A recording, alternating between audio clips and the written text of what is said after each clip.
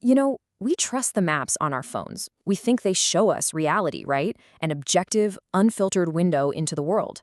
But what if that window is painted over? What if some of those blurs and blackouts you see aren't just glitches? What if they're deliberate? Today, we're prying open the files on these digital voids. Okay, I want you to do something for me right now. Grab your phone, pause this, and punch these exact coordinates into your map app. Go on, I'll wait. What you see, well, it's not a mistake, it's a mystery. If you're looking at a black smudge in the middle of the Arctic ice, you've just found our first clue. Welcome to Jeanette Island. Yeah, it has a name. It's a tiny, remote Russian island that has been, for all intents and purposes, digitally erased from public view. I mean, it's not just blurred, it's been completely redacted. No civilian ships are allowed within 50 miles, the airspace is locked down. This isn't a rendering error, folks. This is a message. And that right there is the big question, isn't it? Why bother? Why go to all this trouble to digitally erase a tiny 2-kilometer-long rock in the middle of absolute nowhere? Theories are all over the place, but the most compelling point to a secret Russian military or intelligence site. The very act of hiding it tells you it's important. Now check this out. This is where it gets really interesting. This is basic open source intelligence 101. You cross-reference everything. On Google Maps, it's a black hole. But if you pop those same coordinates into Bing Maps, there it is. A low-res image, sure, but it's clearly an island. So right away, that tells us two crucial things. The island is real, and whatever censorship is happening, it isn't universal.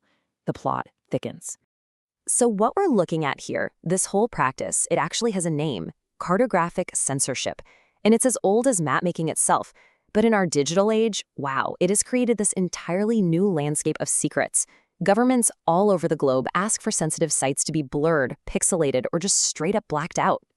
And that perfectly illustrates the central paradox of all this work. As researcher Matt Korda says, the absence of information becomes its own kind of information. That blur on the map, it's basically a giant flashing red arrow pointing directly at something someone doesn't want you to see. It's an admission of importance. Let's look at a classic case of this just completely backfiring. The Russian map service Yandex agreed to requests from Turkey and Israel to blur over 300 sensitive military sites. So what was the result? Well, they accidentally created the most detailed public atlas of secret Turkish and Israeli bases ever seen. Analysts could suddenly see the exact perimeters of everything from NATO's Land Command to the headquarters of Unit 8200, Israel's legendary signals intelligence agency. Oops. So we've seen how a blur can be a clue. But what happens when the clue isn't a blur at all? What if it's just nothing? For our first case file, we're zooming out from a single island to an entire country, North Korea, and its creepy ghost villages. The censorship here is a totally different beast. It's not a blur, it's a void of data. You can see buildings, roads, everything in crystal clear detail. But there are no labels, no names. For an analyst, every single unlabeled building is a question. These ghost villages become this giant puzzle, waiting for someone to spot the telltale signs of military activity hiding in plain sight. And make no mistake, this cat and mouse game is not new, not by a long shot.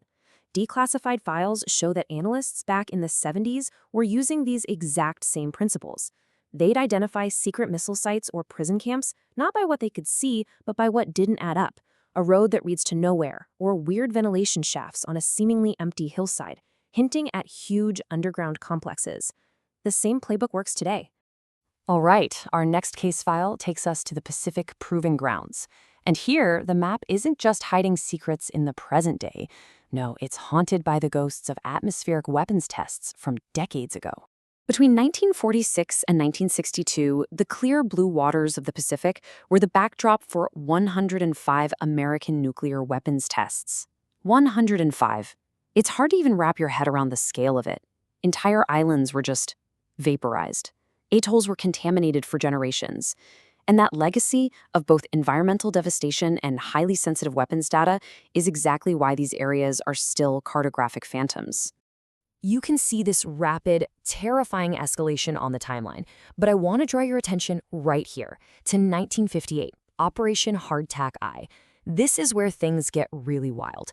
The test went from being on the ground to high up in the atmosphere, studying effects that are still classified and incredibly relevant today. To get why this is all so sensitive, just look at the raw power. The Oak test alone was 8.9 megatons. That's not just a number. That is almost 600 times the destructive force of the bomb dropped on Hiroshima. 600 times. And these weren't just bombs. They were experiments in weaponizing the very air around us. You can see why the data and the locations might still be a little touchy. So, what does this all mean? From a blacked-out island in the Arctic to the ghost villages of North Korea and the atomic echoes in the Pacific, one thing becomes terrifyingly clear. The map, the one you use every day, is a lie. Or maybe more accurately, it's a carefully curated story. And the process for creating one of these blurs is surprisingly simple. It's almost bureaucratic.